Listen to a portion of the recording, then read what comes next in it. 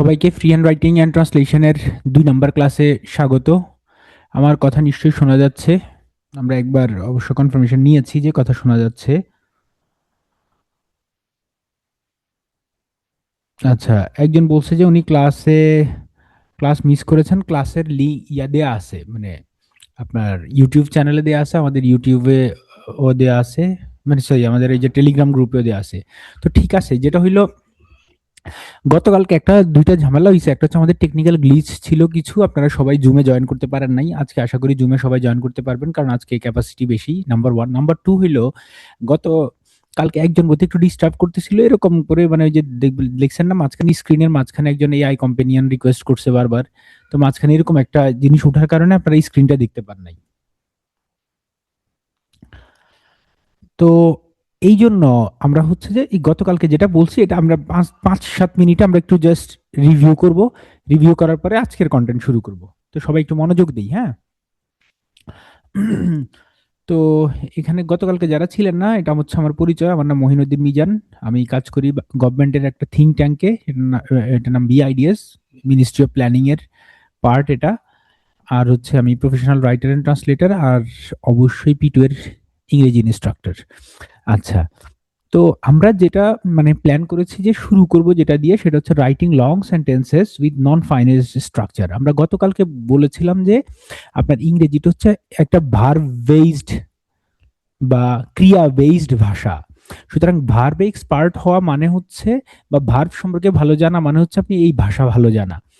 এটা একটা ব্যাপার। আর একটা জিনিস হইলো, গতকালকে আমি বলছি যে ২ ধরনের লোক এখানে একটু চ্যালেঞ্জ ফেস করবেন যে এই ক্লাসগুলা বুঝতে। এক হচ্ছে যে যারা বেসিক পার্টস অফ স্পিচ চিনেন না।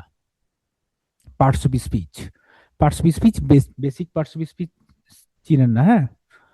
আরেক আরেকটা ধরন হইল, মানে পার্টস অফ স্পিচ চেনা ছাড়া আরেকটা হইল যে আপনি সাউন্ড কি সবার সমস্যা হচ্ছে? সাউন্ড ঠিক আছে? হ্যাঁ, সাউন্ড ক্লিয়ার। হুম হুম হুম, ঠিক আছে। আচ্ছা, হলুদ কালারটা ইউজ করলে ভালো হবে। হ্যাঁ, ঠিক আছে। হুম। এক এক হচ্ছে যে আপনি যদি পার্টস অফ স্পিচ, মানে পার্টস অফ স্পিচ খালি চিনতে হবে, খালি চিনলেই হবে। আরেক আরেকটা বলছি আমি, যে আপনি পার্টস অফ স্পিচ চেনা ছাড়া আপনি হচ্ছে বেসিক টেন্সের স্ট্রাকচার জানলেই আপনি এই ক্লাস আপনার দ্বারা মানে এই ক্লাস দ্বারা আপনি উপকৃত হবেন।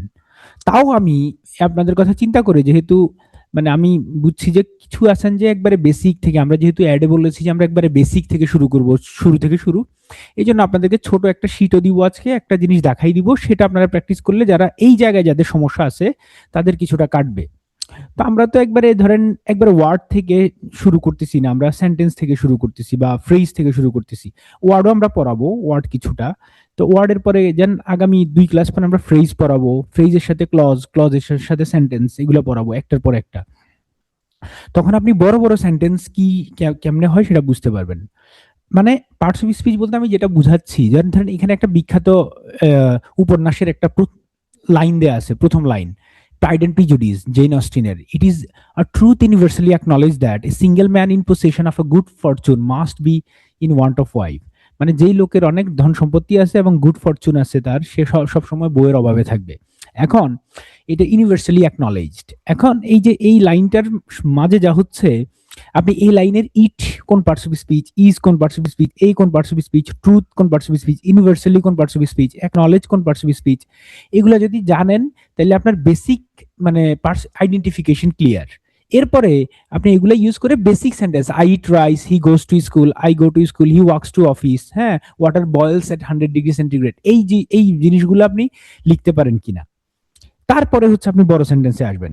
তো এই জন্য এখানে কি এরকম কেউ আছেন যে আমি যেটাতে হাত দিব সেটা বলতে পারবেন? যেমন আমি যদি বলি এটা প্রোনাউন, এটা ভার্ব, এটা অ্যাডজেক্টিভ বা ডিটারমাইনার, এটা হচ্ছে নাউন, এটা হচ্ছে অ্যাডভার্ব, হ্যাঁ, এটা হচ্ছে ভার্ব অথবা অ্যাডজেক্টিভ, এখানে অ্যাডজেক্টিভ। আচ্ছা, তারপরে এই যে এটা হচ্ছে এটা এটা কি, এটা হচ্ছে এমনিতে রিলেটিভ প্রোনাউন, আবার শুধু মানে প্রোনাউন বলে আপনি ছেড়ে দিতে পারেন। তারপরে এটা হচ্ছে ডিটারমাইনার বা অ্যাডজেক্টিভ, এটা অ্যাডজেক্টিভ, এটা এটা কি নাউন, এটা প্রিপোজিশন, এটা নাউন, এটা প্রিপোজিশন, এটা এরকম। এই যে আবার ডিটারমাইনার, এই জিনিসটা বোঝা দরকার, হ্যাঁ। তো এই জিনিসটা বুঝার পর এটা সব জায়গায় আছে, বাংলাতেও আছে, ইংরেজিতে যেরকম আছে আটটা আটটা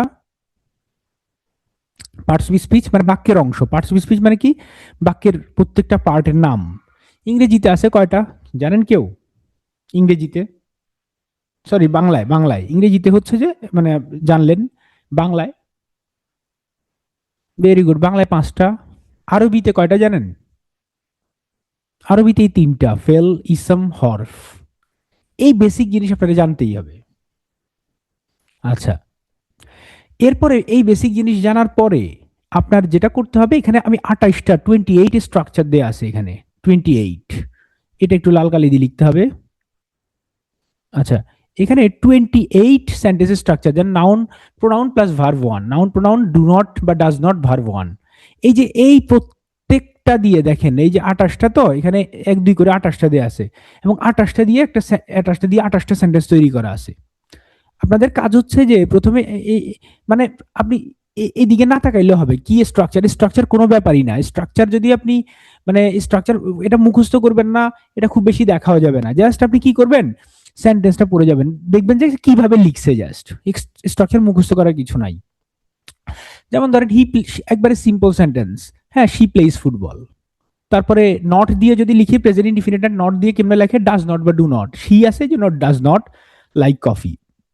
হি is happy, they are watching television now. এরকম এই যে বেসিক 28টা স্ট্রাকচার, 28টা স্ট্রাকচার বলতে কোনো কিছুই মুখস্থ করতে হবে না, বারবার শুনেন, মুখস্থ না, জাস্ট এগুলা দিয়ে বাক্য কেমনে হয় এটা আপনি দেখবেন। এই একটা দেখা হইলে পরে আর একটু একটু বড় করে দেয়া আছে, আমি শীট দিছি, শীটে আরো একটা স্টেপ দেওয়া আছে, মানে আর একটু বড় সেন্টেন্স। এইগুলা হচ্ছে যে আপনি একটু দেখবেন। এই সেম জিনিসটা আমি একটা শীট দিয়ে দিছি অলরেডি, তানভীরকে দিয়ে দিছি, তানভীর আপনাদেরকে ক্লাসের পরে দিয়ে দিবে। মানে হচ্ছে আপনি খালি দেখেন, এই যে the sun rises at the in the east, এই যে এটা হচ্ছে একটা বেসিক স্ট্রাকচার। এরপর এটার মধ্যে ডু নট ডাজ নট যোগ করলে he does not tell lies. তারপর she is a teacher, they are playing in the field. মানে এটা বেসিক। এই 28টা স্ট্রাকচার যদি আপনি জানেন, আপনি মোটামুটি সেন্টেন্স বানাইতে পারবেন। আপনার কাজ হচ্ছে যে আমি যে 28টা রেডি করে দিলাম, আপনি 28টা দেখলেন, আবার 2বার দেখলেন, এই যে এটা 2 রকম সেন্টেন্স, এই 28টা দেখলেন, শীটে আরো 28টা দেওয়া আছে, 28 28 28, আবার দেখলেন। দেখার পরে আপনি কি করবেন, এবার নিজে এখান থেকে টেনে নিজে একটা সেন্টেন্স বানাই ফেলবেন, নিজে নিজে। এরকম যদি আপনি 28 দুগুণে 56টা সেন্টেন্স নিজে লিখে ফেলতে পারেন, আপনার বেসিক ক্লিয়ার হয়ে যাবে। এরপরে যদি আপনি বুঝেন নাই যে এটা কোন স্ট্রাকচার বা কেন এটা আপনি সেন্টেন্স বানাইতে পারতেছেন না, আগামী ক্লাসে আমার এসে বলবেন যে এটা আমি পারি নাই। তো এই 28টা স্ট্রাকচারের মধ্যে টেন্স আছে, ভয়েস আছে, মডেলস আছে, তিনোটাই আছে। তো এটা একবারে বেসিক কথা। এই বেসিক কথা জানলেই তো আপনি হচ্ছে যে আপনি বড় সেন্টেন্স লিখতে পারবেন। এন মানে নাউন, পি মানে প্রোনাউন, আর এনপি মানে নাউন ফ্রেজ। নাউন ফ্রেজ কি আমরা আস্তে আস্তে শিখবো। এরপরে গত ক্লাসে আমরা যেটা দেখাইছি সেটা হচ্ছে, আমরা তো প্রথমে জিরান দিয়ে শুরু করব, ভার্ব দিয়ে শুরু করব বেসিক্যালি। হ্যাঁ, তো ভার্ব দিয়ে শুরু করলেও মানে আমরা মানে আপনাদেরকে প্রথমে দেখাইছি যে আমরা প্রতিদিনের পত্রিকা থেকে, যেন গতকালকের পত্রিকা, এর আগের পত্রিকা, চাইলে আজকের পত্রিকা থেকেও নিতে পারতাম। আমার মনে হয় এনাফ যে আমরা লেটেস্ট ইস্যু ডিল করছি। একবারে এই যে সেন্টেন্স, আপনাদেরকে এই সেন্টেন্সটা দেখানো হয়েছে, যারা গতকালকে ওই যে মাঝখানে দাগটা আসার কারণে দেখেন নাই। এখানে এই একটা সেন্টেন্স ছোট থেকে এই যে একটু বড়, এরপরে আরেকটু বড়, এরপরে আরেকটু বড়, এই বড়, আরো বড়, আরো বড়, এই যে আরো বড়, হ্যাঁ, ফাইনাল আউটপুট। ঠিক আরেকটা সেন্টেন্স নিলাম, সেন্টেন্স 2, একটু বড়, আরো বড়, এরকম করে বড় হইতে আছে। তাই এই যে বড় হচ্ছে, আপনি কি বুঝতেছেন কেমনে বড় হচ্ছে, কি যোগ করে বড় হচ্ছে? না, অনেকেই এখন বুঝবেন না। তো এই যে এই বুঝানোর দায়িত্ব হচ্ছে আমার, কিন্তু সেটার জন্য আপনি বেসিক ওই যে 28টা স্ট্রাকচার পড়বেন, পার্টস অফ স্পিচ জানবেন, জানার পরে এরপরে আজকে আমার ক্লাস থেকে শুরু করবেন। ইভেন সাথে আপনাদেরকে আমি যে ইয়াটা দিয়ে দিছি না, গতকালকে 2টা শীট দিছি, একটা হচ্ছে 46 বিসিএস আর 47 বিসিএস এর কম্প্রিহেনশনটা, শুধু কম্প্রিহেনশনটা দিয়ে দিছি, আপনারা শুধু পড়বেন, এবং কম্প্রিহেনশনটা শুধু পড়বেনই না, ওখানে ওয়ার্ড মিনিং আছে না, ওয়ার্ড মিনিংটাও দেখবেন। হ্যাঁ, এই কাজটা হইলে আপনার কনটেক্সচুয়াল অনুযায়ী কিছু ওয়ার্ডও শিখা হবে, এবং ওইখানে জটিল সেন্টেন্সের স্ট্রাকচারগুলো সেগুলো আমি এখানে লিখছি, সেটাও লিখছি, পত্রিকার গুলো লিখছি। এই যে গত এই যে 22 তারিখের পত্রিকা, এই যে সেন্টেন্সগুলো এখানে লেখা, 23 তারিখের পত্রিকা মানে গতকালকের পত্রিকা, এবং নানা স্ট্রাকচারে এটা লেখা, মানে কিভাবে লিখে, হ্যাঁ, দেয়া আছে এখানে। তারপরে প্যারালাল স্ট্রাকচারের সেন্টেন্স দেওয়া আছে। দেন সেন্টেন্সগুলো আমরা কোত্থেকে নিছি? ডেইলি স্টার থেকে, আর হচ্ছে বিসিএস এর কম্প্রিহেনশন থেকে। এগুলো সব বিসিএস। হ্যাঁ, তো এই বড় সেন্টেন্সগুলো আমরা হচ্ছে ডিল করা শুরু করব আস্তে আস্তে। হ্যাঁ, এর মধ্যে কিছু ছোট সেন্টেন্স আছে, তা ছোট সেন্টেন্সটা আমরা বলছি। তো আমরা এটা ছাড়া এই যে যেই জিনিসটা আমি দেখাইলাম, আপনারা ক্লাসের পরে, ক্লাসের মানে এই ক্লাসগুলো করার পরে এই সেন্টেন্সগুলো আপনারা অ্যানালাইজ করতে পারবেন যে কিভাবে বড় সেন্টেন্স লেখে। যেটা আমাদের আজকে এই 6-7টা যে ফ্রি ক্লাস আমরা দিব, এই ফ্রি ক্লাসের উদ্দেশ্যই হচ্ছে বড় সেন্টেন্সের প্রত্যেকটা পার্টের আপনি নাম জানবেন, চিনবেন এবং নিজে সেন্টেন্স লিখতে পারবেন বা লেখার চেষ্টা করবেন। তো আমরা গত ক্লাসে বলছি যে কিভাবে সেন্টেন্স বড় হয়। সেন্টেন্স বড় হয় হচ্ছে যে আমরা প্রথমত এন্ড, অর, বাট এগুলা মানে হচ্ছে যে কানেক্টর ইউজ করে, বা লিঙ্কার্স কি, এই যে মোর ওভার, হ্যাঁ, নেভারদ্যালেস, মোর ওভার, নেভারদ্যালেস, হ্যাঁ, অ্যাজ এ রেজাল্ট, এগুলা। তারপর ক্লজের মধ্যে লম্বা বাক্য বা সেন্টেন্সের লেস যোগ করে, বেসিক্যালি অ্যাডজেক্টিভ ক্লজ। ফ্রেজের মধ্যে কোনটা? অ্যাডজেক্টিভ ফ্রেজ দিয়ে যে কোনো ফ্রেজ বড় করা যায়। হ্যাঁ, বিশেষ করে এই যে ইনফিনিটিভ এবং পার্টিসিপল দুইটাই অ্যাডজেক্টিভ ফ্রেজ, অ্যাডজেক্টিভ ক্লজ, এটা দিয়ে যে কোনো সেন্টেন্স বড় করা যায়। এই যে আমরা তখন সেন্টেন্স বড় দেখলেন না, এগুলো বেসিক্যালি এটা দিয়ে করে। কিন্তু এটা কি, এটা তো জানতে হবে আপনারে। এরপরে এই ফ্রেজগুলো ছাড়া দুনিয়াতে আরো ফ্রেজ আছে যেগুলো দিয়ে আপনি কি হয়, মডিফায়ার বা অ্যাডভার্বিয়াল গঠিত হয়। তো আপনি অ্যাডভার্বিয়ালও চিনবেন, মানে সাবজেক্ট ভার্ব অবজেক্ট কমপ্লিমেন্ট ছাড়া দুনিয়ার সবকিছুই অ্যাডভার্বিয়াল বা মডিফায়ার। এটা প্রি মানে পূর্বে বসতে পারে বাক্যের, আবার পোস্ট মানে পরেও বসতে পারে। Post modifier, pre modifier. এরপরে সেন্টেন্স বড় করে হচ্ছে প্যারালাল স্ট্রাকচার দিয়ে। প্যারালাল স্ট্রাকচার কি আমরা দেখাবো। পাংচুয়েশনের মধ্যে আপনি যদি কমার ইউজ জানেন ভালো, সেমিকোলন ইউজ জানেন, তাহলে আপনি বড় বাক্য লিখতে পারবেন। এগুলা গতকালকে বলছি, আরেকবার রিভাইজ করলাম। এরপর আমরা বেসিক সেন্টেন্স স্ট্রাকচারে আপনাদেরকে দেখাইছি যে কোনো বাক্যেই 5টা জিনিস থাকে। এই 5টা জিনিসের বাইরে সাধারণত আর কিছু নাই দুনিয়াতে আপাতত। একটা সেন্টেন্সের সাবজেক্ট থাকবে, ভার্ব থাকবে, অবজেক্ট থাকবে, কমপ্লিমেন্ট থাকবে, আর হচ্ছে অ্যাডভার্বিয়াল বা মডিফায়ার থাকবে। ঠিক আছে? এই অ্যাডভার্বিয়াল বা মডিফায়ার নট নেসেসারিলি যে সেন্টেন্সের শেষে বসবে, এটা সেন্টেন্সের প্রথমেও বসতে পারে। আবার প্রথমে বসবে যে এটাও নট নেসেসারিলি যে প্রথমেই বসতে হবে, এটা সাবজেক্টের পরেও বসতে পারে, মাঝখানেও বসতে পারে। তো নর্মাল স্ট্রাকচার হচ্ছে সাবজেক্ট, ভার্ব, অবজেক্ট, কমপ্লিমেন্ট, এটা। অথবা এসবি কোয়া মানে হচ্ছে যে এইভাবেও বসতে পারে, সাবজেক্ট ভার্ব কমপ্লিমেন্ট আগে বসতে পারে, অবজেক্ট পরেও যাইতে পারে, এই নানাভাবে বসতে পারে, কিন্তু এলিমেন্ট এটাই। প্রথমে আমাদের প্রথম কাজ হচ্ছে যে কোনো বড় বাক্য বুঝার আমাদের প্রথম কাজ হচ্ছে, অনেকে জিজ্ঞেস করতেছেন যে মানে ক্লাস রেকর্ড পাওয়া যাবে কিনা, কয়টা ক্লাস হবে, এগুলো আপনারা কোথায় জিজ্ঞেস করবেন জানেন? এটা জিজ্ঞেস করবেন হচ্ছে টেলিগ্রাম গ্রুপে বা পরে। আপনি যখন ক্লাস করতেছেন মনোযোগ দিয়ে ক্লাস করেন, তাহলে নাইলে তো আর আপনার এখানে এসে কোনো লাভ হয় নাই, বুঝেন নাই? কোনো কাজে লাগবে না আপনার এটা। আপনি মনোযোগ দিয়ে কোনো কথা ছাড়া খালি কি বলতেছি এটা শুনতে থাকেন, আর কোনো কথা বললে কোনো লাভই নাই, কারণ আমার থেকে কোনো আনসার আপনি পাবেন না, কারণ আমি শুধু পড়াবো আর বাকিগুলো আপনার অ্যাডমিন বলে দিবে। আচ্ছা, প্রথম আপনি যে কোনো বড় বাক্য, যত বড় বাক্যই হোক, আপনার প্রথম কাজ হচ্ছে যে ভার্বকে প্রশ্ন করা, মানে বাক্যের বিভিন্ন অংশ, প্রথমে বাক্যের বিভিন্ন অংশের নাম আপনি জানা। নাম যদি আপনি জানেন, সবকিছু অর্ধেক সোজা। খালি নাম জানলে, নাম যদি জানেন, তাহলে নাম কিভাবে জানবো? আমরা 5টা নাম, subject, verb, complement, object, adverbial, এই নামগুলো জানতে হবে। কোনটার কি নাম সেটা আমাদের জানা জরুরি। তো মনে রাখবেন যে কোনো নাম আপনার জানতে হলে অলওয়েজ আপনি ভার্বকে প্রশ্ন করবেন। সব সময় কাকে প্রশ্ন করতে হবে? ক্ষমতাকে প্রশ্ন করতে হবে। ক্ষমতা বলে না, আমরা হচ্ছে যে বেসিক্যালি ওই যে যারা ইন্টেলেকচুয়াল, পত্রিকা, সিভিল সোসাইটি, তারা অলওয়েজ কারে প্রশ্ন করে? ক্ষমতারে, রাষ্ট্রযন্ত্রের প্রশ্ন করে। তা আপনার কাজ হচ্ছে যে, কারণ রাষ্ট্রযন্ত্র হচ্ছে মূল, তো ইংরেজির ভার্ব হচ্ছে মূল। ইংরেজি সেন্টেন্সের, ইংরেজি একটা ভার্ব বেসড ভাষা। সুতরাং আপনি কোনো কিছু ইংরেজির হালচাল, ইংরেজি বুঝতে গেলে আপনার বেসিক কাজ হচ্ছে ভার্বকে প্রশ্ন করবেন। মানে তারেক জিয়ারে প্রশ্ন করবেন, খালি তারেক জিয়া। এখানে ভার্ব হচ্ছে তারেক জিয়া, মানে তারেক রহমান। আচ্ছা, এইবার সাবজেক্ট কিভাবে পাবেন? গত ক্লাসে বলছি, আমরা একটু রিভাইজ করি যে ভার্বকে কে বা কি দ্বারা প্রশ্ন করবেন। অবজেক্ট কিভাবে পাবেন? ভার্বকে কি বা কাকে দ্বারা প্রশ্ন করবেন। এবার সাবজেক্ট ভার্ব অবজেক্ট আলা অনেকগুলো সেন্টেন্সের উদাহরণ দেওয়া হয়েছে। এই যে এগুলা গতকালকে আপনাদেরকে দেখানো হয়েছে, দেখেন সবগুলো আপনি পারেন। পারবেন না? এই যে দেখেন, he subject, he close the window. তারপরে হচ্ছে যে, হ্যাঁ কারাও হইতে পারে, হইতে পারে। হ্যাঁ, তাহলে শি ওপেন দ্য ডোর, সে কি খুললো দরজা, কি। হ্যাঁ, তারপর এরকম অনেকগুলো ছোট ছোট বাক্য আমি দিছি, ছোট ছোট বাক্য দিয়ে আপনি শিখবেন, শিখলেন। এরপরে কমপ্লিমেন্ট কিভাবে পাবেন? শুধু কি দ্বারা প্রশ্ন করবেন, কি দ্বারা, ভার্বকে কি দ্বারা, কাকে লাগবে না, কাকে না, কি দ্বারা। সাবজেক্ট ভার্ব কমপ্লিমেন্ট, এই যে আমরা ছোট ছোট উদাহরণ দিছি। এই যে বলছি যে এখানে কিন্তু অবজেক্ট নাই, কমপ্লিমেন্ট, কারণ এগুলো সবই অ্যাডভার্ব, সরি সবই অ্যাডজেক্টিভ। অ্যাডজেক্টিভ সাধারণত কি হয়, কমপ্লিমেন্ট হয়, এবং যখন বাক্যে কমপ্লিমেন্ট আসে বাক্যটা কমপ্লিট হয়, এবং এটা সাবজেক্ট সম্পর্কে তথ্য দেয়, তথ্য দেয়, এটাই হচ্ছে তথ্য দেয়, জন্য এটার নাম কমপ্লিমেন্ট।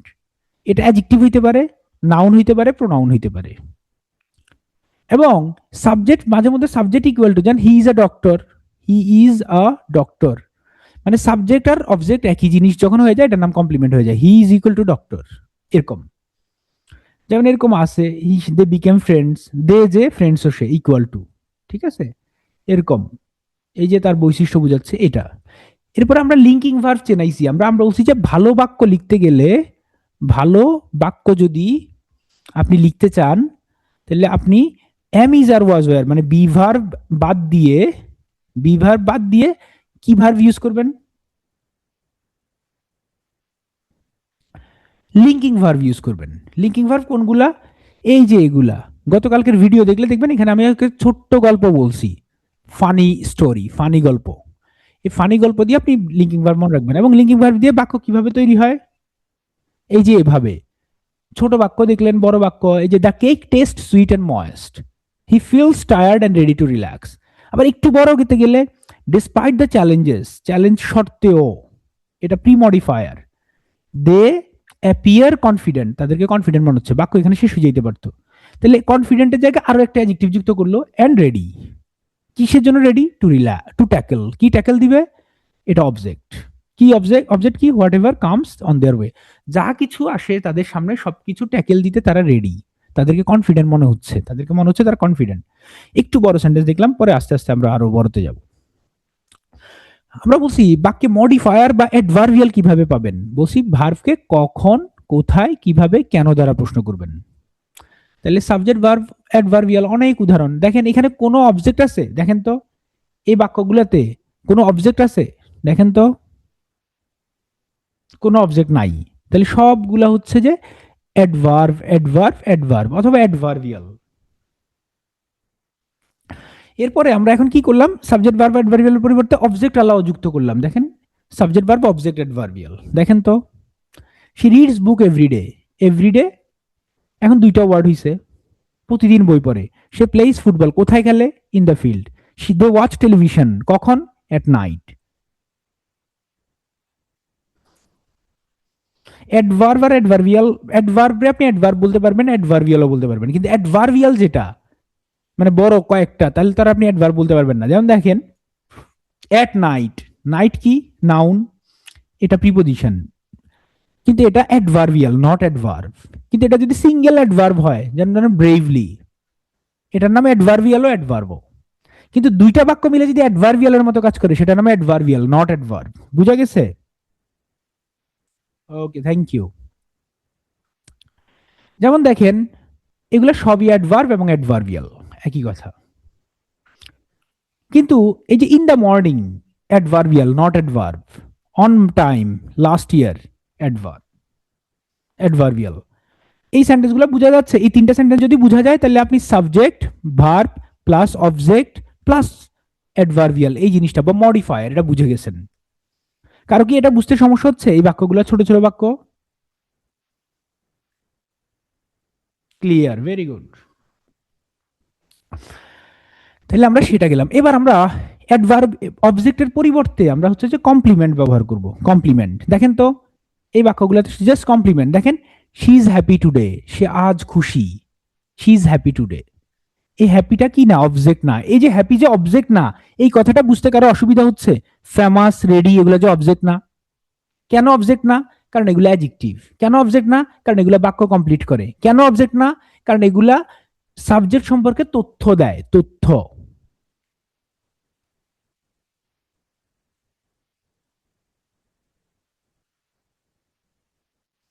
হ্যাঁ, দুইটাই কি দ্বারা প্রশ্ন করলে নাফি, এটাই আপনারা বোঝানোর চেষ্টা করতেছি যে প্রথমত অ্যাডজেক্টিভ হবে, সেকেন্ড হচ্ছে আপনি দেখবেন যে এটা সাবজেক্ট সম্পর্কে তথ্য দিচ্ছে কিনা। হ্যাঁ, এবং সেটা না দিলে আপনি যদি বলেন শি বিকেইম, হি বিকেইম, কারণ লিঙ্কিং ভার্ব আর সাবজেক্ট মিলাই কি হয় না, যেন he, she taste, sir it taste, linking verb দেখেন, লিঙ্কিং ভার্ব যদি আপনি যুক্ত করেন এরপরে একটা জিনিস লাগবে যেটা কমপ্লিমেন্ট, ইট টেস্ট হবে না, কিছু একটা লাগবে যেটা বাক্যকে কমপ্লিট করবে। বুঝছেন? যেমন ধরেন এই যে শি রিমেইন্ড, বাক্য হবে না, একবার কমপ্লিমেন্টটা লাগবেই যেটা বাক্যকে কমপ্লিমেন্ট কমপ্লিট করবে।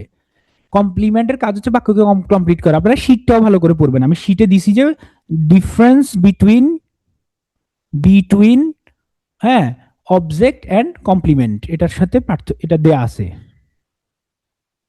ঠিক আছে?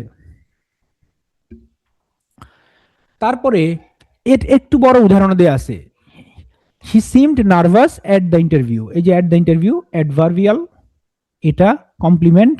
নার্ভাস যে কমপ্লিমেন্ট, এই যে কোল্ড যে কমপ্লিমেন্ট, সিক যে কমপ্লিমেন্ট, এটার বেসিক কারণ কি? সবই অ্যাডজেক্টিভ। কারণ নাউন প্রোনাউন ছাড়া বা নাউন ফ্রেজ নাউন ক্লজ ছাড়া কোনো কিছু, নাউনের প্রোনাউনের জাত ছাড়া কোনো কিছুই সেন্টেন্সের অবজেক্ট হইতে পারবে না। অ্যাডজেক্টিভ কখনো সেন্টেন্সের অবজেক্ট হয় না। আচ্ছা, এবার আসেন, আমরা গতকাল ক্লাসে আপনাদেরকে এটাও দেখাইছি একটা বাক্য, যে বাক্য দিয়ে আপনি হচ্ছে যে, আমি বলছি যে এই বাক্য থেকে আপনি নানা কিছু আলাদা করবেন। আপনারা সবাই বলতে পারছেন যে ইকোটুরিজম হচ্ছে সেন্টেন্সের সাবজেক্ট, হ্যাজ বিকাম ভার্ব নাকি ভার্ব ফ্রেজ, মনে আছে?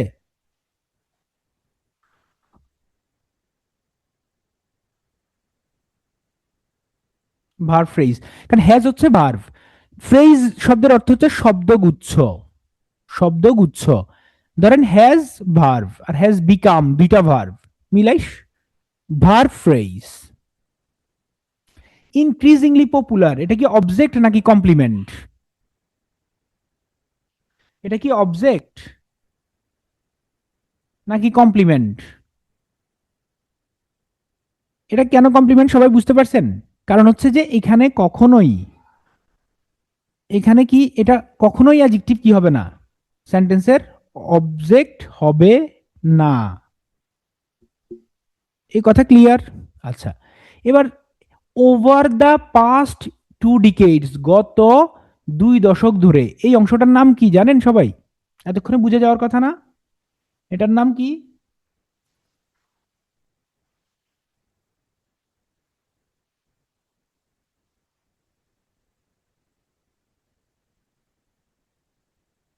না না না, এটা তো প্রেজেন্ট পারফেক্ট টেন্সই, কিন্তু টেন্সের সাথে তো ভার্ব ফ্রেজের কোনো সম্পর্ক নাই। বুঝছেন? এটা প্রেজেন্ট পারফেক্ট টেন্স, এটাতে আপনার কোনো অসুবিধা নেই, এটা মডিফায়ার বা অ্যাডভার্বিয়াল, এটা আমরা সবাই বুঝে গেছি। এবার এই অংশটা অ্যান অফশুট অফ, মানে অ্যাট আউটকাম অফ, এটা মানে আউটকাম বা রেজাল্ট, আউটকাম অথবা রেজাল্ট অফ। এই অংশটার নাম কি কেউ বলতে পারবেন? গত ক্লাসে বলছি, an offshoot of the environmental movement of the 1970s। Very good, noun in apposition. আচ্ছা, ভেরি গুড। এবার আমরা এমন বাক্য লিখব, এতক্ষণ আমরা সাবজেক্ট প্লাস ভার্ব দেখছি, সাবজেক্ট প্লাস অ্যাডভার্বিয়াল দেখছি, subject plus verb plus object দেখছি, সাবজেক্ট প্লাস ভার্ব প্লাস কি দেখছি, কমপ্লিমেন্ট দেখছি, subject plus verb plus complement plus adverbial দেখছি, subject plus verb plus object plus adverbial দেখছি, এরকম নানা কিছু দেখছি। কিন্তু আমরা পূর্ণাঙ্গ সব এলিমেন্ট আছে এরকম কিছু দেখি নাই, এখন দেখবো। দেখেন, একটা বাক্যের মধ্যে 5টা এলিমেন্টই আছে।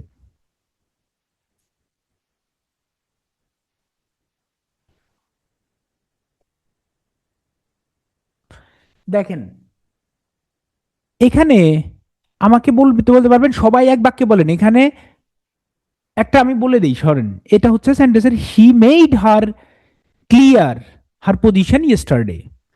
হি মেড হার ক্লিয়ার না, আপনি বলতে পারবেন he made her position clear.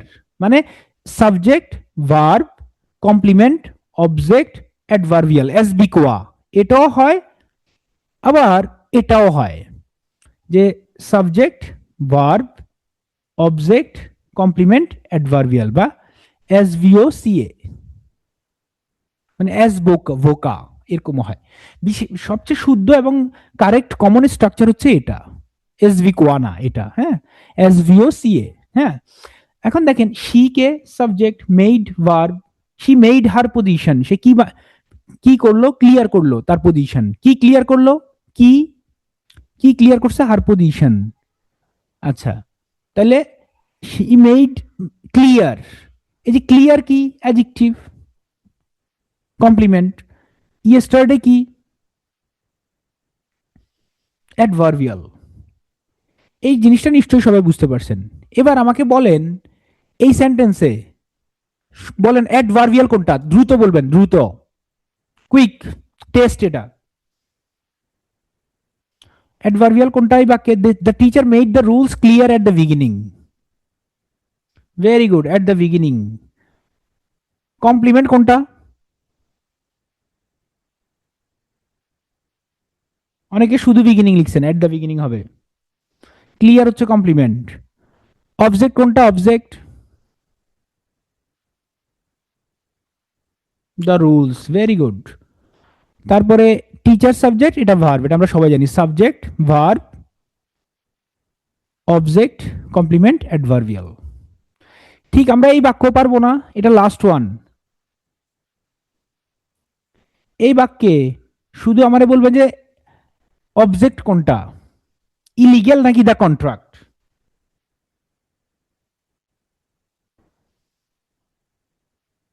Object হচ্ছে দ্য কন্ট্রাক্ট, আর ইলিগ্যাল কি, ইলিগ্যাল কমপ্লিমেন্ট। ভেরি গুড, এটা অবজেক্ট, এটা কমপ্লিমেন্ট, এটা ভার্ব, এটা সাবজেক্ট। তাহলে লাস্ট উইক কি হবে,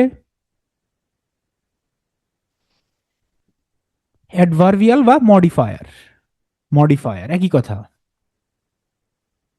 এরকম আরো একটা উদাহরণ, এই যে এখানে আরো দুইটা উদাহরণ দেওয়া আছে। এবার এবার দেখেন, আমরা অ্যাডভার্বিয়াল সবসময় শেষে বসাইছি, নট নেসেসারিলি যে অ্যাডভার্বিয়াল অলওয়েজ সেন্টেন্সের শেষে বসবে, এটা সেন্টেন্সের প্রথমেও বসতে পারে, প্রথমেও বসতে পারে, ঠিক আছে। তাইলে আমরা এখন কিছু উদাহরণ দিব যেটাতে এটা প্রথমে বসছে, যেমন দেখেন ইয়েস্টারডে প্রথমে চলে আসছে। দেখেন in the meeting the manager kept the team ready, প্রথমে আসছে। লাস্ট উইক প্রথমে আসছে, সেম সেন্টেন্স, দেখেন, দেখছেন, বোঝা যাচ্ছে। তাইলে আমরা প্রথমেও অ্যাডভার্বিয়াল দিতে পারবো।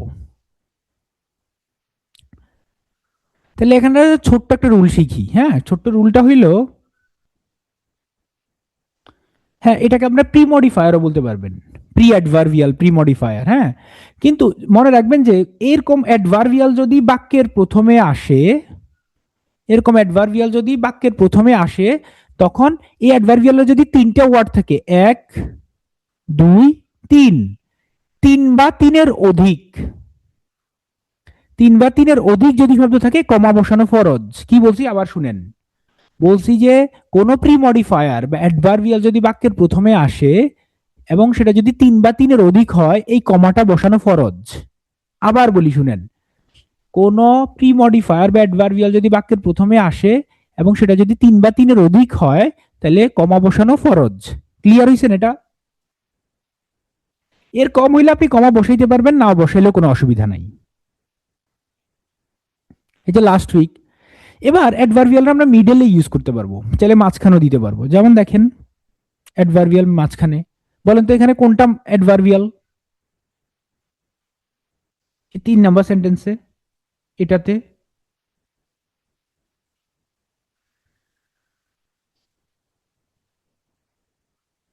অ্যাডভার্বিয়াল কখন, কোথায়, কিভাবে, কারণও বুঝায়। অ্যাডভার্বিয়াল কারণ বুঝাইতে পারে, ম্যানার বুঝাইতে পারে, প্লেস বুঝাইতে পারে, টাইমও বুঝাইতে পারে, সব বুঝাইতে পারে। এই যে লাস্ট নাইট, তাহলে দে লাস্ট নাইট ইলেক্টেড ইম প্রেসিডেন্ট, গত রাতে তাকে আমরা প্রেসিডেন্ট বানাইছি। আর এখানে যে হলুদ দাগ গুলো দেখছেন না, হলুদ দাগ, in 2020 the court in 2020 declared. এখন কেউ কি এরকম কেউ আছেন যে বলতে পারবেন যে এটারে কেন মাঝখানে বসানোর শানে নজুল কি? মানে এটা তো আমরা শেষে আর প্রথমও বসাইতে পারতাম, লাভ কি মাঝখানে বসায়া? প্রথমে আর মাঝখানে বসানো হয় মূলত এম্পাসাইজ করার জন্য, জোর দেওয়ার জন্য।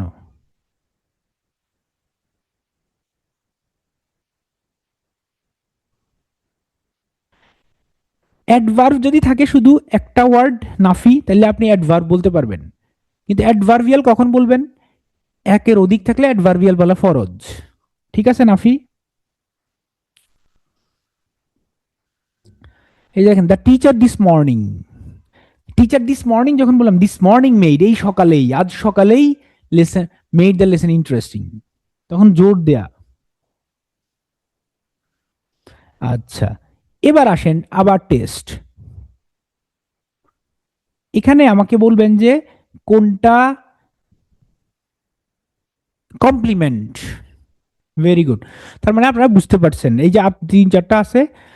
এই লাস্ট ওয়ান বলেন, the board recently declare the company bankrupt. এখানে অ্যাডভার্বিয়াল আর কমপ্লিমেন্ট দুইটা একসাথে লিখেন সবাই, অ্যাডভার্বিয়াল আর কমপ্লিমেন্ট। কোনটা অ্যাডভার্ব বা অ্যাডভার্বিয়াল আর কোনটা কমপ্লিমেন্ট? Recently bankrupt. আমার ধারণা এখন আমি ক্লিয়ার করতে পারছি। সবাই ক্লিয়ার হয়েছেন না? আশা করি, আশা করি কারো কোনো বুঝতে সমস্যা নাই। এবার আসেন, বেসিক আপনাদের ক্লিয়ার এখন অনেক কিছু। এবার ওই যে 28টা স্ট্রাকচার বাসায় প্র্যাকটিস করবেন, আর হচ্ছে যে পার্টস অফ স্পিচ আইডেন্টিফিকেশন শিখবেন, এটাতে যেন কোনো ঝামেলা না থাকে, বা প্র্যাকটিস করে আসবেন। এখন এবার দেখেন, এতক্ষণ আপনারা দেখছেন যে সাবজেক্ট কি হয়। সাবজেক্ট হইতে গেলে তারে অবশ্যই নাউন প্রোনাউন হইতে হবে পার্টস অফ স্পিচের মধ্যে। আর যদি সে ফ্রেজ হয়, তাইলে সে নাউন থেকে নাউন ফ্রেজ হবে। এই সাথে সাথে আরো দুইটা ফ্রেজ হবে, জিরান ফ্রেজ এবং ইনফিনিটিভ ফ্রেজ। মানে জিরান মানে verb plus ING, verb plus ING যদি টেনে লম্বা হয়, সাথে আরো ওয়ার্ড থাকে, এটার নাম gerund phrase. To plus verb, এটা যে টেনে লম্বা হয়, এটার নাম ইনফিনিটিভ ফ্রেজ। এবং এই দুইটা ফ্রেজই নাউন ফ্রেজ, একই কথা। নাউন ফ্রেজ যে কথা, জিরান এর ইনফিনিটিভ ফ্রেজ সেম কথা, ইকুয়াল টু এটা। এই জন্য এগুলো যদি ক্লজ হয়, আজকের শীটে আছে, ওই যে শীটও দিয়ে দিব আইমান।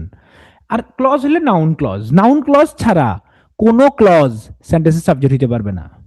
নাউন ক্লজ ছাড়া কোনো কিছু সেন্টেন্সের অবজেক্ট হইতে পারবে না। এ সাবজেক্ট যা, অবজেক্টও তা। নাউন প্রোনাউন সেন্টেন্সের অবজেক্ট হবে নাউন ফ্রেজ, জিরান ফ্রেজ। এটা এই সাবজেক্টের অবজেক্টের মধ্যে কোনো ডিফারেন্স নাই, এই দুটো সেম।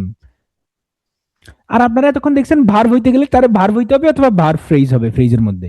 তাহলে এই তিনটাতে কারো কোনো সমস্যা আছে? এখন আপনি জিজ্ঞেস করতে পারেন যে জিরান ফ্রেজ কি, ইনফিনিটিভ ফ্রেজ কি? আমি সংক্ষেপে বলে দিলাম, verb plus ING dot dot dot, to plus verb dot dot dot. এখন একটু পরে আমরা পড়বো ইনফিনিটিভ ফ্রেজ আর জিরান ফ্রেজ, প্র্যাকটিক্যালি দেখবো, অসুবিধা নাই। তাহলে সাবজেক্ট যা, অবজেক্ট তা, আর ভার্ব আর ভার্ব ফ্রেজ, এটাতে বুঝার কোনো অসুবিধা আছে কারো? নাই।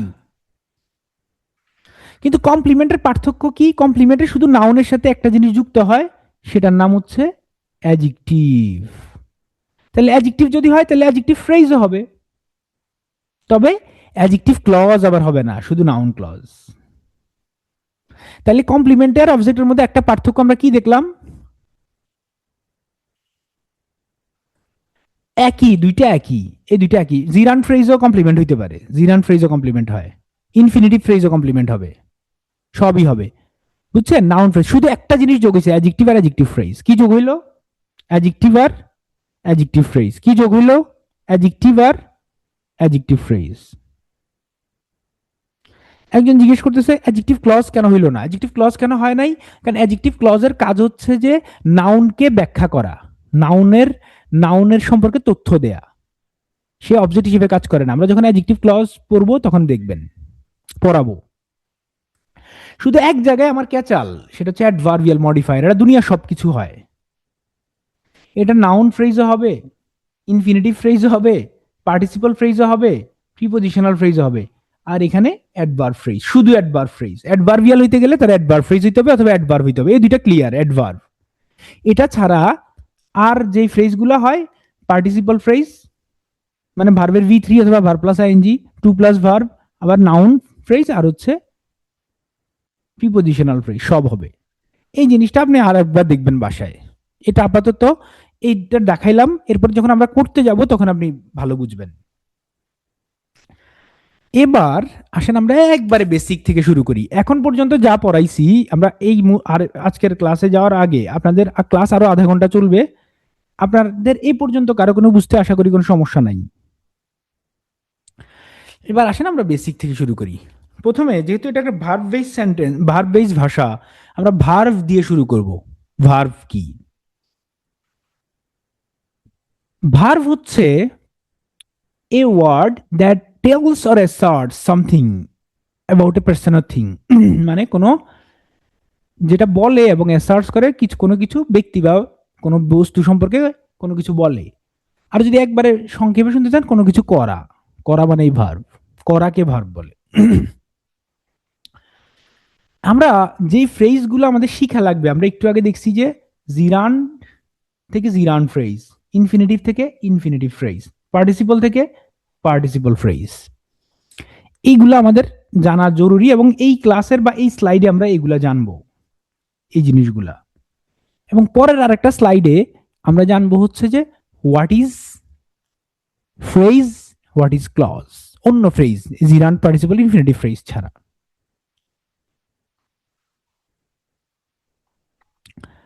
আর যারা এখন প্রশ্ন করতেছেন ফ্রেজ কি, এইসব কি, এগুলো পরে আপনি টের পেয়ে যাবেন, আস্তে আস্তে আমরা ওই দিকে যাব, অস্থির হওয়ার দরকার নেই, খালি দেখতে থাকেন। হ্যাঁ, তো ভার্বের প্রকারভেদের মধ্যে আমরা জানি এটা ফাইনাইট ভার্ব আর non finite verb. Finite Bangla কি? সমাপিকা, ফাইনাইট বলে এটা, ফাইনাইট। হ্যাঁ, সমাপিকা, ফাইনাইট ভার্ব মানে এটা বাক্যের অর্থ সমাপনী ঘটায়, মানে কোনো বাক্যে যদি ফাইনাইট ভার্ব না থাকে সে বাক্য হবে না। শুধু নন ফাইনাইট ভার্ব বাক্য সম্পন্ন করতে পারে না, এটা এই জন্য বলে অসমাপিকা। আচ্ছা, আমাদের আজকের ক্লাস হচ্ছে বেসিক্যালি জিরান ইনফিনিটিভ পার্টিসিপল। আজকের ক্লাস না, আজকে আমরা জিরান পর্যন্ত পড়ব, জিরান ইনফিনিটিভ পার্টিসিপল। আর ফাইনাইট ভার্বের মধ্যে সেটা হয় প্রিন্সিপাল ভার্ব হিসেবে কাজ করে, মানে মূল ভার্ব, মূল ক্রিয়া, আর নাহলে helping verb, am is are was wire.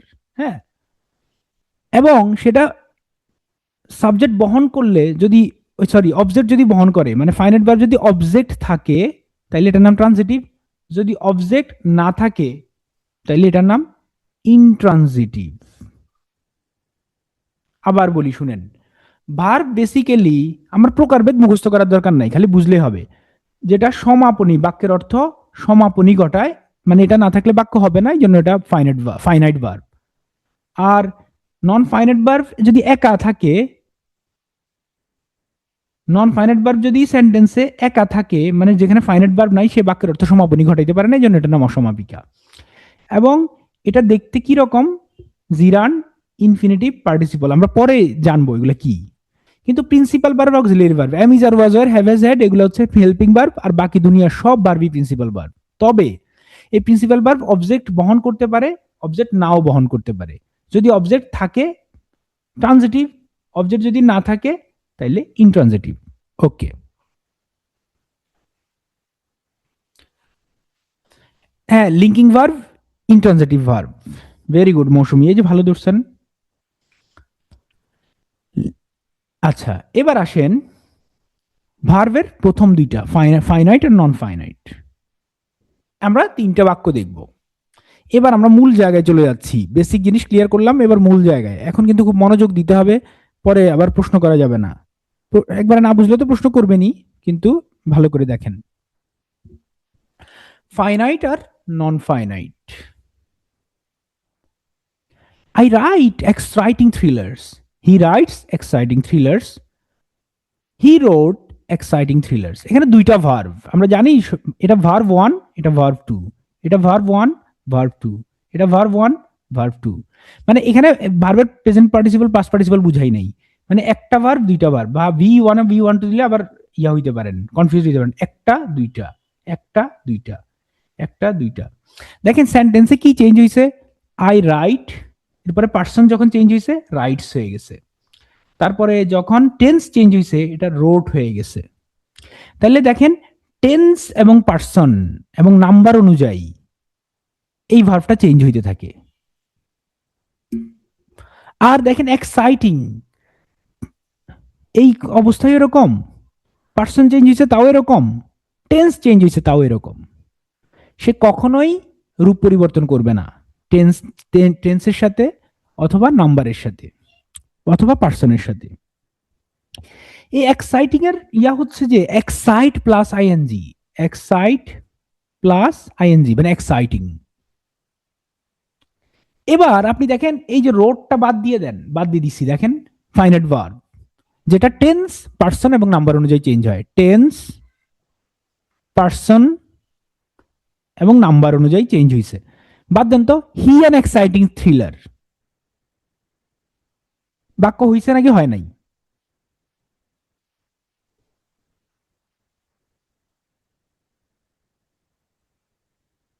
Very good, হয় নাই।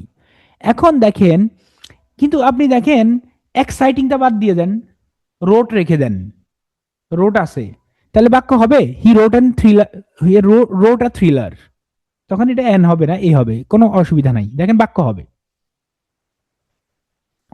আমরা আরেকটা উদাহরণ দেখি ক্লিয়ার হওয়ার জন্য, এটাও ডেইলি স্টার থেকে নেওয়া, কিন্তু আমি নামটা চেঞ্জ করে দিছি, নামার ভার্ব।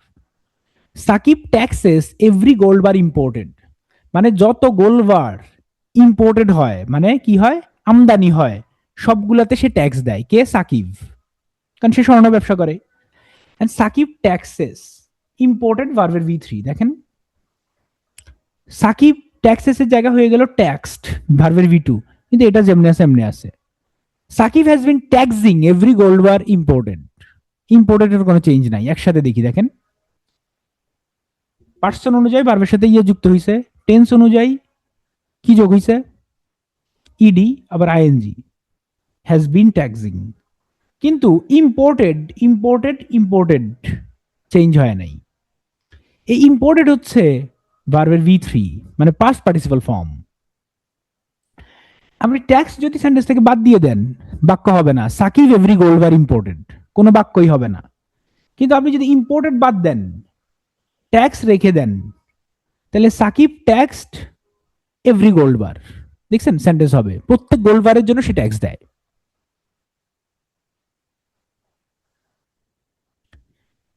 এবার আপনি দেখেন আরেকটা এক্সাম্পল,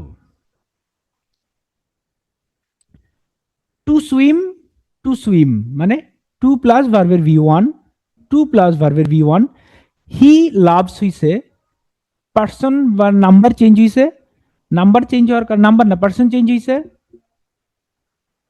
লাভ হয়ে গেছে, লাভ লাভস চেঞ্জ হইছে। টু সুইম, টু সুইম একই আছে, কিন্তু এটা চেঞ্জ হইছে। এই জন্য নন ফাইনাইট ভার্ব বা নন ফাইনাইট ভার্ব দেখতে তিন রকম। এক, সে verb plus ING, to plus verb, তিন সে হচ্ছে ভার্বের V3। তাহলে নন ফাইনাইটের চেহারা কয় রকম? তিন রকম। নন ফাইনাইটের চেহারা কয় রকম? তিন রকম, verb plus ING, to plus verb, ভার্বের V3। এ ফাইনাইট ভার্ব আপনি এতক্ষণে বুঝলেন যে এ ফাইনাইট ভার্ব টেন্স, পার্সন এবং নাম্বার অনুযায়ী চেঞ্জ হয়। Non finite verb does not change as per tense, person, number. তাহলে আমরা বেসিক জিনিস বুঝছি যে ফাইনাইট ভার্ব সমাপিকা ক্রিয়া, নন ফাইনাইট ভার্ব অসমাপিকা ক্রিয়া। ফাইনাইট ভার্ব টেন্স, পার্সন এবং নাম্বার অনুযায়ী চেঞ্জ হয়, আর এটা চেঞ্জ হয় না। এই পর্যন্ত সবাই ক্লিয়ার, ঠিক না? Very good. এবার আসেন, ফাইনাইট ভার্বের মধ্যে দুইটা ব্যাপার আছে, একটা হচ্ছে প্রিন্সিপাল অক্সিলিয়ারি, কিন্তু প্রিন্সিপালটাই আমাদের মূল। এটার মধ্যে একটা ট্রানজিটিভ আর একটা ইনট্রানজিটিভ।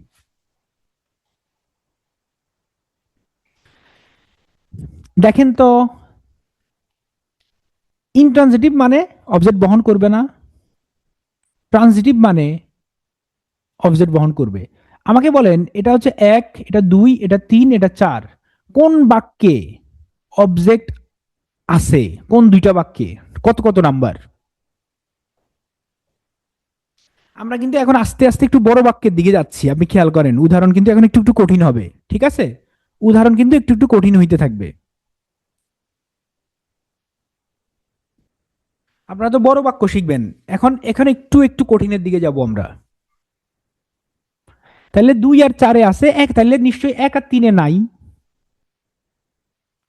তাইলে 1 আর 3-এ কি আছে? সুইফটলি এবং ইন দা উইন্ড এটা কি? অ্যাডভার্বিয়াল বা মডিফায়ার। এখানে কত নাম্বার বাক্যে অবজেক্ট নাই? কোনটা কোনটাতে নাই?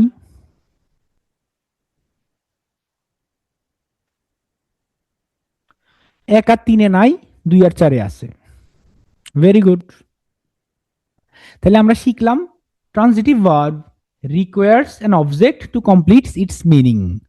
ট্রানজিটিভ ভার্বে অবশ্যই অবজেক্ট থাকতে হবে এটার মিনিং কমপ্লিট করার জন্য, কিন্তু intransitive verb does not require an object to complete its meaning.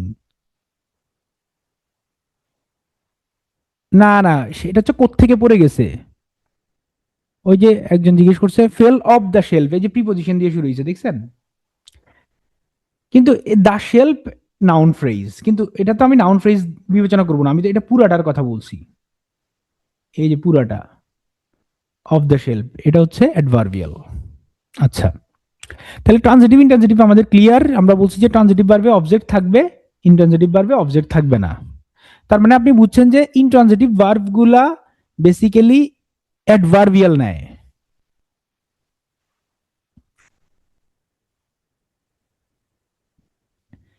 এবার আপনার টেস্ট, বলেন তো এই সেন্টেন্সে অবজেক্ট আছে না নাই?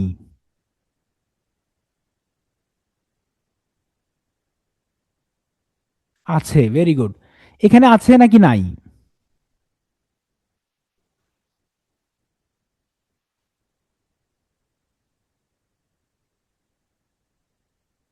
নাই। এই বাক্যে in the clear blue sky এটার নাম কি?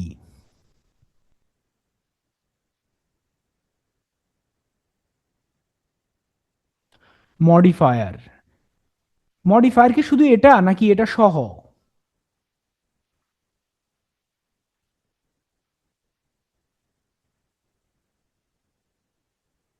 প্রিপোজিশনাল ফ্রেজ হইলো সেটা অ্যাডভার্বিয়ালই হবে। অ্যাডভার্বিয়াল তো জেনেরিক নাম, এটার অংশ অনেক কিছু হইতে পারে। যদি আমি এখান থেকে ধরি এটা অ্যাডভার্বিয়াল, ঠিক আছে, কিন্তু এখান থেকে যদি ধরি তাইলে এটার নাম কি? Prepositional phrase. অবশ্যই অ্যাডভার্বিয়াল, এটাও অ্যাডভার্বিয়াল কিন্তু প্রিপোজিশনাল ফ্রেজ। কিন্তু আমি যদি ইনের পরে ধরি, ইন বাদ দিয়ে দেই, দ্য ক্লিয়ার ব্লু স্কাই এটার নাম কি কেউ বলতে পারবেন? তাইলে পুরস্কার আছে। ভেরি গুড, এটা নাউন ফ্রেজ। কারণ প্রিপোজিশনের পরে একটা মাত্র সিঙ্গেল ওয়ার্ড বসলে সেটার নাম নাউন, আর একাধিক ওয়ার্ড বসলে নাউন ফ্রেজ। দেখছেন এই টেকনিকটা? এখন নাউন ফ্রেজ যদি আপনি না বুঝেন, এখন যারা বুঝতেছেন না কোনো অসুবিধা নাই, একটু পরে বুঝবেন, আমরা যখন ফ্রেজে যাব তখন বুঝবেন, আস্তে আস্তে বুঝবেন। এই সেন্টেন্সে কোনটা কমপ্লিমেন্ট বলেন তো আমারে? প্রথম সেন্টেন্সে, সেন্টেন্স নাম্বার 1, কমপ্লিমেন্ট কোনটা?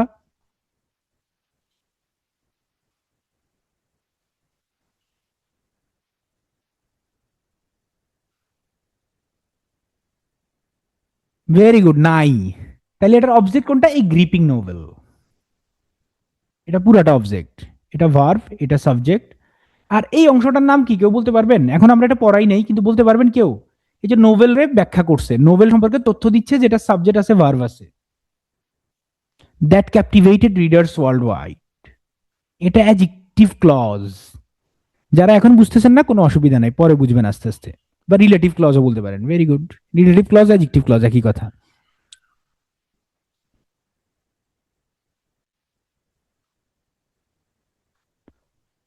এই বাক্যে কমপ্লিমেন্ট কোনটা বলেন তো?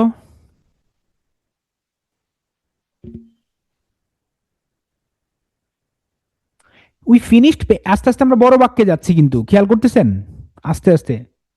কমপ্লিমেন্ট নাই, ভেরি গুড। এই তো আপনারা শিখে গেছেন দেখছেন। তাহলে শি ফিনিশড এটা verb, we we finished verb, painting, finished painting. We finish কি ফিনিশ করছি? Painting the house, painting the house. Before the rain started, এটা সাবঅর্ডিনেট ক্লজ বা অ্যাডভার্ব ক্লজ, সেটা আমরা পরে বুঝবো, এটা এখন বোঝার দরকার নেই। আচ্ছা, the children laughed uncontrollably at clowns antics. Clown মানে হচ্ছে যে যে ওই যে বিভিন্ন খেলা দেখায়, ওই যে কৌতুক, আমাদের দিলদারের মতো আর কি, দিলদার ক্লাউন বা টেলিসামাদ। তা আমারে বলেন এই বাক্যে অবজেক্ট কোনটা, অবজেক্ট বা কমপ্লিমেন্ট, অবজেক্ট অথবা কমপ্লিমেন্ট কোনটা? জোকার, হ্যাঁ। দেখছেন একজন বলছে আনকন্ট্রোলেবলি, আনকন্ট্রোলেবলি তো অ্যাডভার্ব, অ্যাডভার্ব কখনো সেন্টেন্সের অবজেক্ট এবং কমপ্লিমেন্ট হইতে পারবে না, নাই। দেখছেন ধরা খাচ্ছেন যে, এ ধরা খাইলে কিন্তু আপনি কনসেপ্ট ক্লিয়ার হয় নাই, দেখেন নাই। এবার আসেন মূল আলোচনা, আমরা মূল কথায় ঢুকবো, যেটা যেটা দিয়ে, যেটা হচ্ছে বেসিক, যেটা দিয়ে আপনি বড় বাক্য লিখবেন। আপনি যদি নন ফাইনেটের ফ্রেজ গুলা না বুঝেন, তাইলে আপনি বড় বাক্য লিখতে পারবেন না। নন ফাইনেটের ফ্রেজ গুলা বুঝতে হবে, নাহলে বড় বাক্য লিখতে পারবেন না। এই যে বড় বাক্য লেখার, এই যে আমরা আস্তে আস্তে ঢুকতেছি।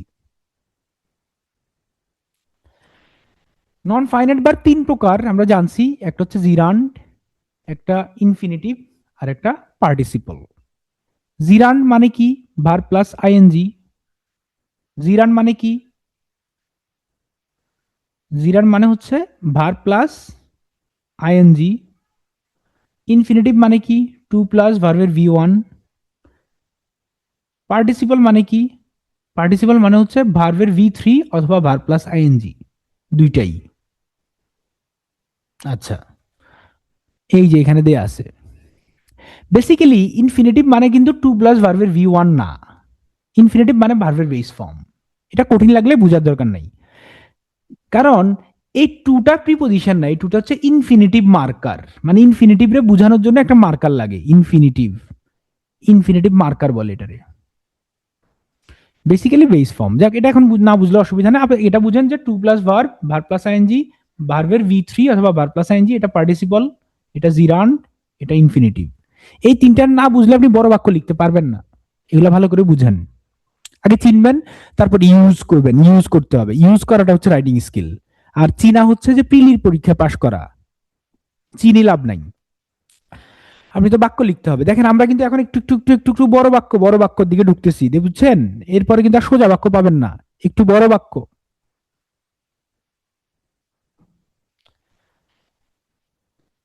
এই তিনটা বাক্যে কোনটা পার্টিসিপল, কোনটা জিরান্ড, আর কোনটা ইনফিনিটিভ আপনারা চিনতেছেন? এক, দুই, তিন,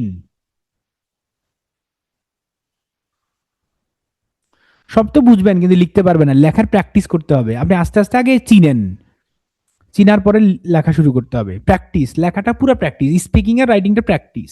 তো আপনি আগে চিনেন যে বড় বাক্য কিভাবে হয়। আমাদের উদ্দেশ্য হচ্ছে অ্যাটলিস্ট কিভাবে হয় এটা শেখানো, এরপরে তো আপনি লিখবেন, লিখবেন ভুল করবেন, লিখবেন ভুল করবেন, লিখবেন ভুল করবেন, তখন আস্তে আস্তে শিখবেন। দুই ইনফিনিটিভ, তিন হচ্ছে পার্টিসিপল। এই যে দেখেন, the book written by Tagore, দেখছেন? তাহলে এই যে রিটেন বাই ট্যাগর, এটা হচ্ছে পার্টিসিপল, এটা বলে পাস্ট পার্টিসিপল। এবং এরকম পাস্ট পার্টিসিপলের ইউজ আপনারা শিখতেই হবে, কারণ এগুলো দিয়ে আপনি বাক্যে অতিরিক্ত তথ্য দিবেন। এবং সব পার্টিসিপলই অ্যাডজেক্টিভ ফ্রেজ, সেটা আমরা পরে জানবো। আরেকটা এক্সাম্পল দেখেন, এই যে সিইং ইজ বিলিভিং, এখানে বলতে পারবেন বিলিভিংটা কি অবজেক্ট নাকি কমপ্লিমেন্ট?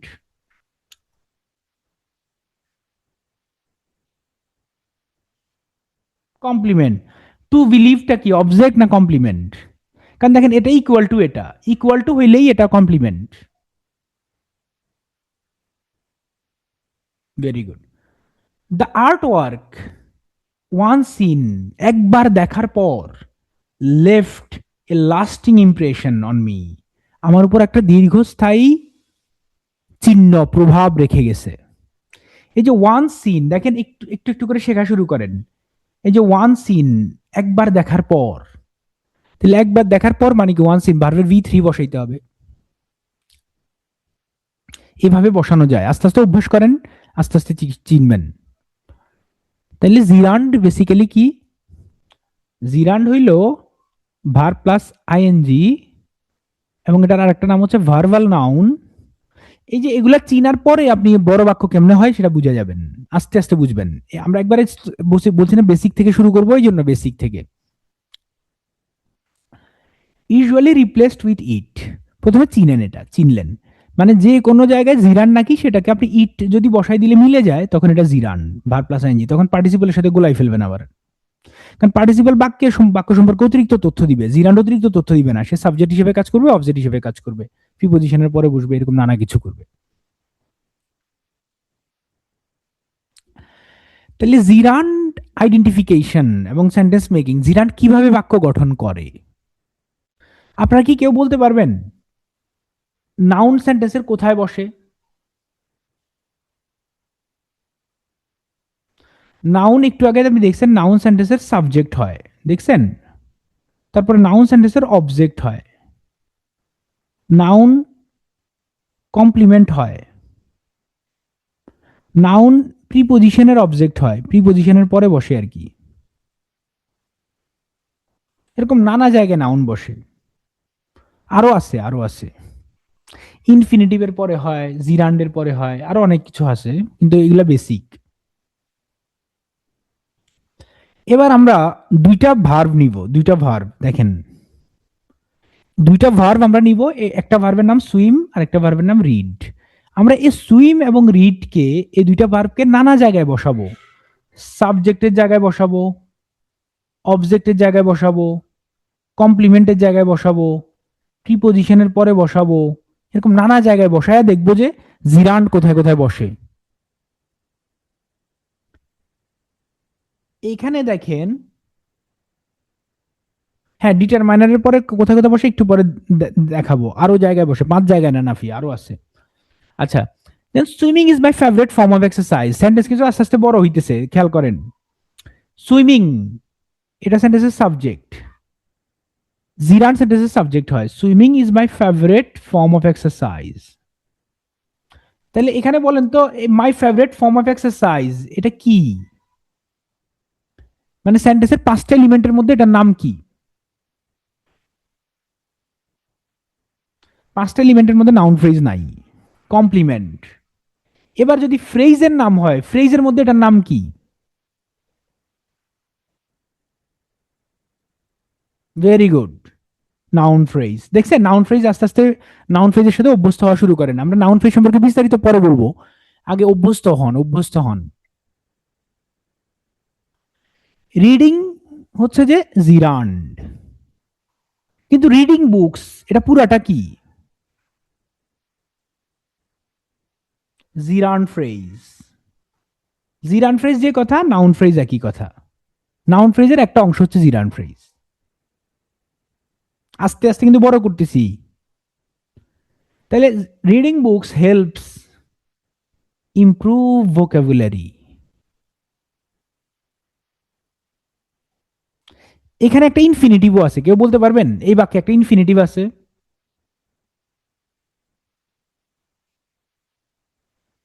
ইমপ্রুভ, ভেরি গুড, ভার্বের বেস ফর্মই কিন্তু ইনফিনিটিভ। হেল্পস এর টুটা উর্জ আছে, হেল্পস টু ইমপ্রুভ ভোকাবুলারি। তাহলে টু ইমপ্রুভ ভোকাবুলারি, এই অংশটার নাম কমপ্লিমেন্ট নাকি অবজেক্ট? অবজেক্ট নাকি কমপ্লিমেন্ট? কি সাহায্য করে?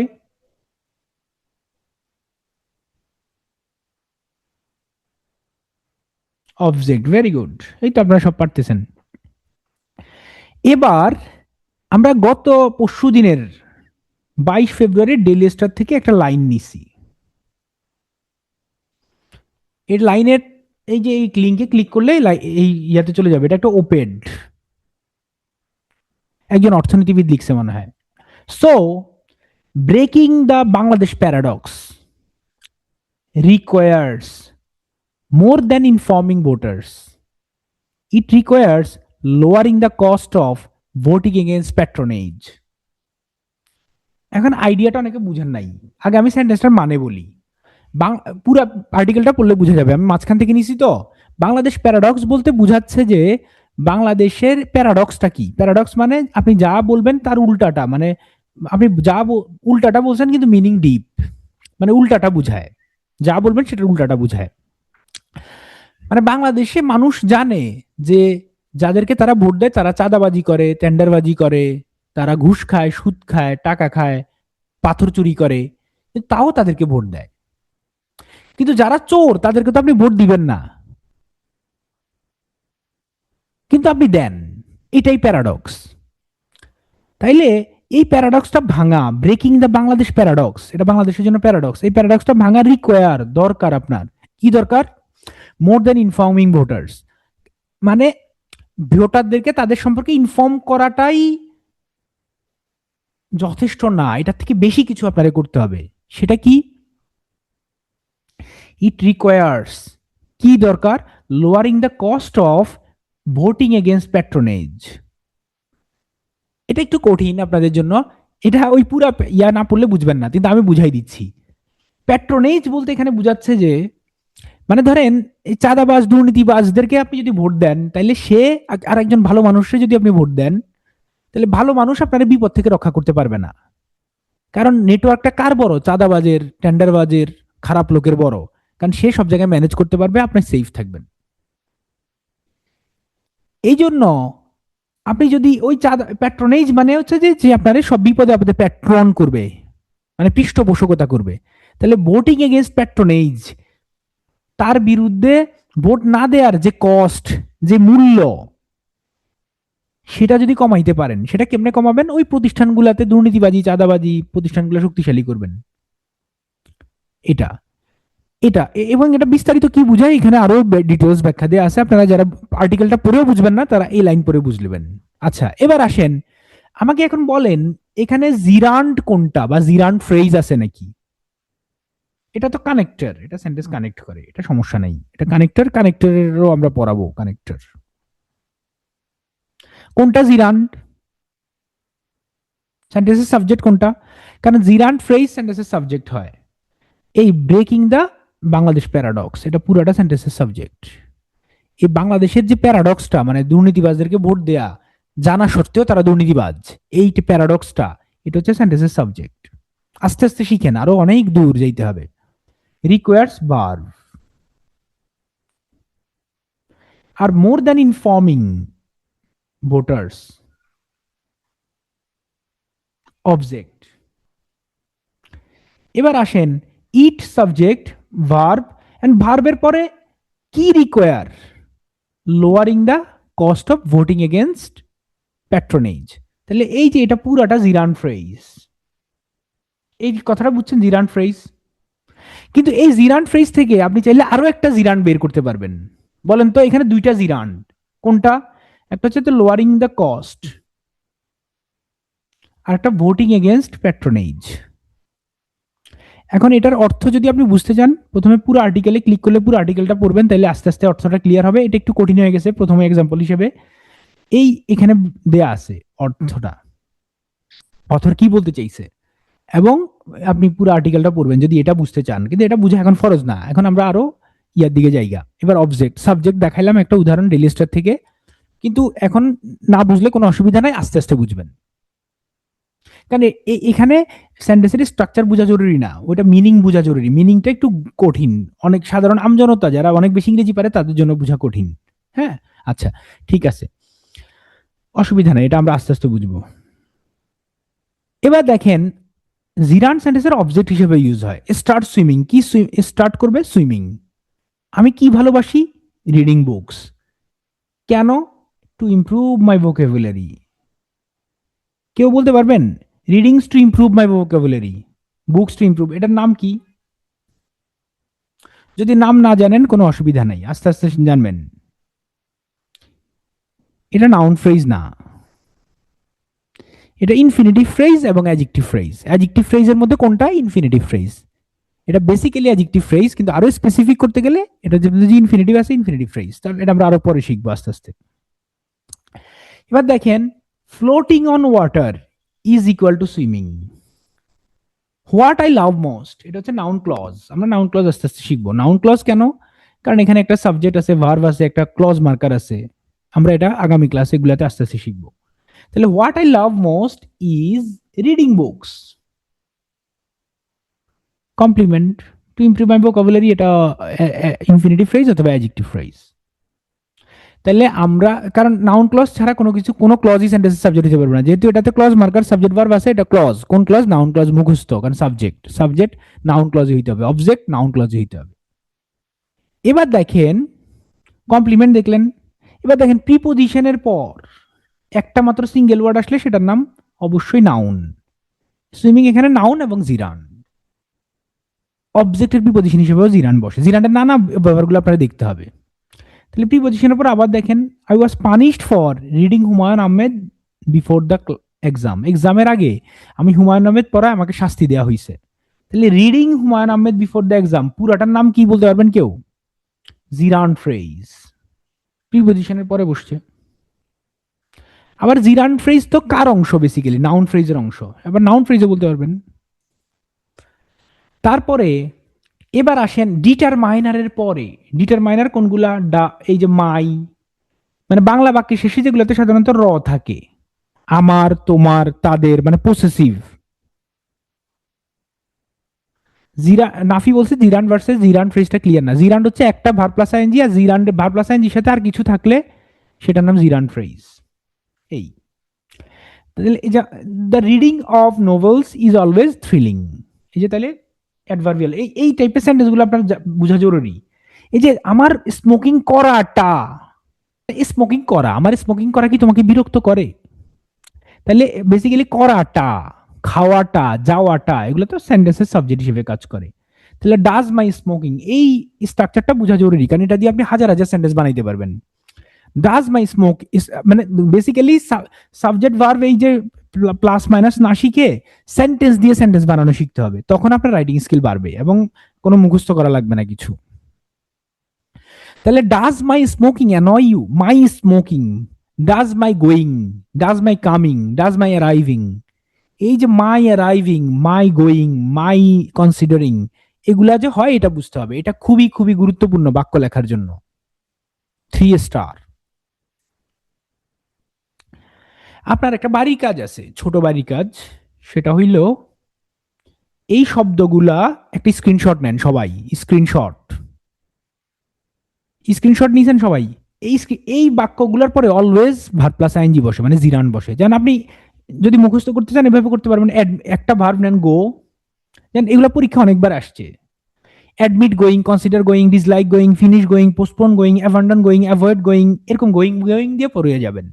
এবং গোয়িং ছাড়া অন্য ভার্ব দিয়ে আপনি প্রত্যেকটা দিয়ে একটা একটা বাক্য তৈরি করবেন। বাক্য তৈরি করার পর আপনি ওই যে টেলিগ্রাম গ্রুপে শেয়ার করতে পারেন নিজেদের মধ্যে আপনারটা হয়েছে কিনা, অথবা আপনি চ্যাট জিপিটি অথবা গুগল জেমিনারে জিজ্ঞেস করবেন যে আমি যে এগুলো দিয়ে বাক্য তৈরি করছি, বাক্যগুলো হয়েছে নাকি, আর যদি না হয় কেন ভুল হয়েছে আমাকে বলো, বাংলায় বলবেন, তখন সে আপনার শুদ্ধটা বলে দিবে। কিন্তু অবশ্যই আপনি প্রথমে নিজে বাক্যটা তৈরি করবেন, প্রথমেই চ্যাট জিপিটি বা জেমিনাই দিয়ে বানাবেন না, তাইলে আপনি শেষ, তাইলে আপনি ইংরেজি শিখতে পারবেন না। এই এবার আগামী ক্লাস আমরা শুরু করব যে জিরান কিভাবে ট্রান্সলেট করে, এটা দিয়ে আমাদের নেক্সট ক্লাস শুরু হবে, ট্রান্সলেটিং জিরান। আপনারা আবার ভিডিওটা রেকর্ড দেখবেন, ভিডিও রেকর্ড দেখবেন। একটা শীট দেয়া হয়েছে এই যে 28টে স্ট্রাকচারের, মানে স্ট্রাকচার বলতে স্ট্রাকচার আপনি মুখস্থ করবেন না, জাস্ট যদি কিভাবে বাক্য তৈরি হয়েছে সেটা দেখবেন, বাক্য তৈরি দেখবেন।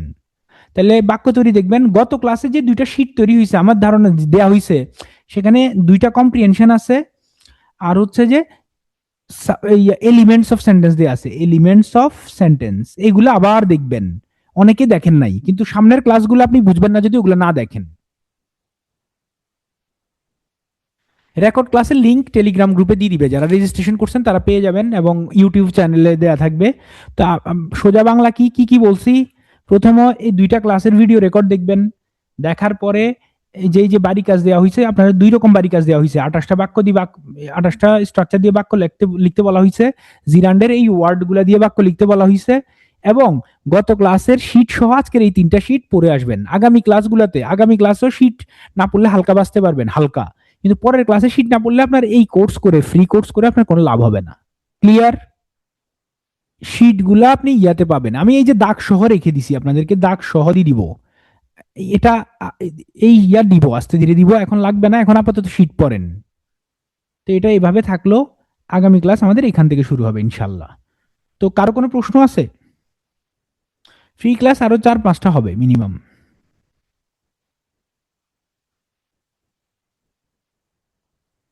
হ্যাঁ, ডেইলি স্টার ওইটা ব্রেকিং দা বাংলাদেশ প্যারাডক্স, এটা জিরান ফ্রেজ বলা যাবে, এটা তো জিরান ফ্রেজই বলা যাবে, কি আমরা তো জিরান ফ্রেজই বলছি। শীট হচ্ছে যে টেলিগ্রাম গ্রুপে দিয়ে দিবে, তানভীর দিয়ে দিবে, আমাদের তানভীর দিয়ে দিবে। থ্যাংক ইউ সো মাচ, সবাইকে অসংখ্য ধন্যবাদ যারা থ্যাংক ইউ দিছেন। আফরাকে অনেক ধন্যবাদ। প্রিপোজিশনের পরে কিছু বসলে তখন হয় নাউন হবে নাহলে নাউন ফ্রেজ হবে, আর প্রিপোজিশন সহ এটা prepositional phrase. Debashish, Debashish, Irene, very good, নিশ্চয়ই আগামী ক্লাসে দেখা হবে। আর কোর্স শুরু হবে বলতে, কোর্সটা অনেক কম দাম, মাত্র 1000 টাকার কোর্স। অনেকগুলা 24টা ক্লাস পাবেন ওখানে, 24টা ক্লাস পাবেন অনেক কম দামে, মানে একবারে পানির দামে না। 24টা ক্লাস পাবেন ওখানে। 24টা ক্লাস, আমরা যে কোর্সটা শুরু করবো ওখানে প্রায় 24টা ক্লাস থাকবে। তো ঠিক আছে, আমরা প্রথমে দিয়ে আপনাদেরকে বেসিক ক্লিয়ার করার চেষ্টা করতেছি, এরপরে আমরা ক্লাসে তো আর একটু ডেভেলপ, আর একটু ভালো জিনিস, মানে আর একটু পড়াবো, তো এই কারণে এগুলা দিয়ে একটু রেডি হচ্ছেন, কিছু জিনিস ওখানে রিপিট হবে। তো ভালো থাকবেন সবাই, কারো কোনো আর প্রশ্ন দেখতেছি না। Thank you so much.